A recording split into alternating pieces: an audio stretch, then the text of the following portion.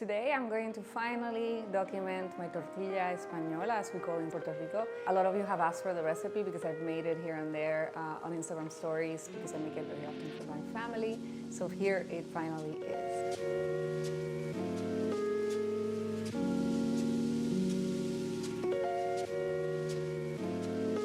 You're going to need some potatoes. I really like Yukon Gold or any of the little creamer potatoes. They are nice because you don't have to peel them, and I just leave them with the skin on. I cut them in quarters and then in a thin slice, relatively thin, because you don't want it to break up too much on you, or you don't want it to stay raw. And then onions, a sweet white onion is very good for this. And I also quarter them and then cut them into little slices, as you can see here. For making the tortilla española, you really need a non-stick frying pan. I tried to make it with a lot of things that were not non-stick, and it's failed miserably, so just make sure that you're using, this is just a ceramic one. And I'm making a little one today because it's just for us, and I'm sure Bianca, who's here filming with me, is going to eat it too. But I also can go with the really large ones, depending on how many people I'm going to feed. It gets eaten relatively quickly. So let's see how this looks. Put a tiny bit of oil on the bottom first, and then I'm going to throw in my potatoes. In go the onion, and it's going to look like it's overflowing, but all the little nooks and crannies are going to fill down as it poaches with the oil. And this is where most people think, oh my God, because it's so much oil, but it's not. You're not going to be eating all of this oil. You want to get enough oil in the pan that you see it, but doesn't overflow, essentially.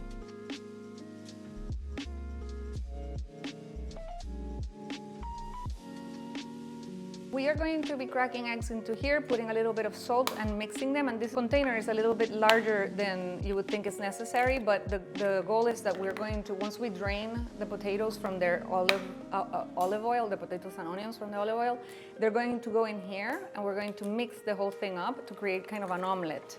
Tortilla española is essentially, or tortilla de patatas, is essentially an omelette. The translation is omelette of potatoes. So I think about 5 eggs for that size pan should be fine. If you have any leftover mixture, it's not a big deal. You can just fit whatever fits into the pan. And getting the right amount of salt can be a little bit complicated for tortilla, and sometimes it takes some practice. I saw a Spanish lady one day doing this thing where she would put a little bit of salt on each one of the egg yolks that she was pouring in, and that kind of helped. And I find that it's actually a good way of doing it. So I take 1 pinch of salt, good salt, per egg yolk that I have, and that's about good.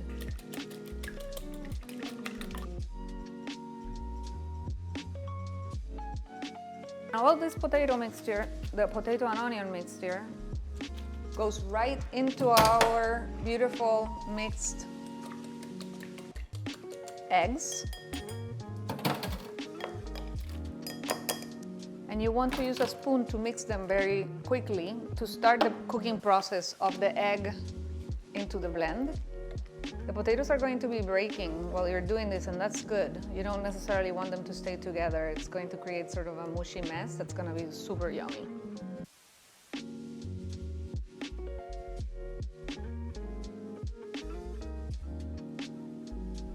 So this is what it's going to look like before you flip it. It's solidified. I can feel that it released from the pan. It kind of jiggles. You can give it an extra check. I've been hitting it with the spatula this whole time just to make sure it's loose on the sides. Unfortunately, the bigger they get, the less you know how it looks in the middle, and it might be somewhat stuck in the middle, but this looks good.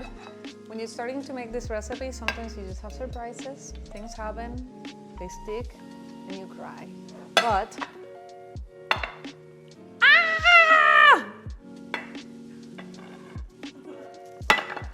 horrible! Amazing. Well, you know what? I think we can fix it. I'm going to see if I can make this thing come out now. I think we may have fixed it. Say a prayer for me.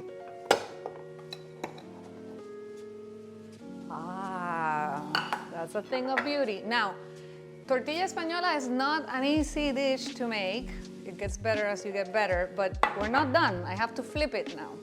And it needs to cook on the other side, which is why it was looking a little loose still. So you put it right back in the same pan, very gently, and then nestle it in like a little baby that needs to go to sleep. And back in the pan, back on the fire it goes for a couple of minutes.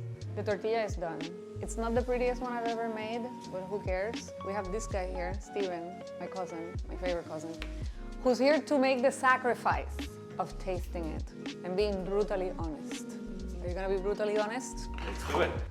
Okay, this little baby is gonna slide out. Hopefully it slides right out. There we go.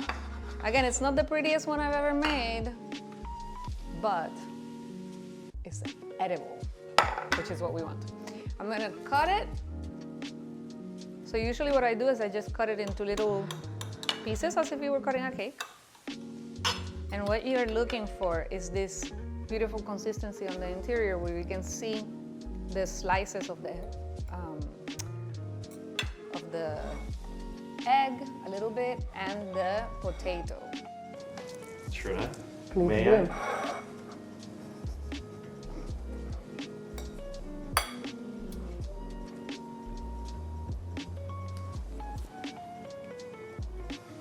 Está bueno.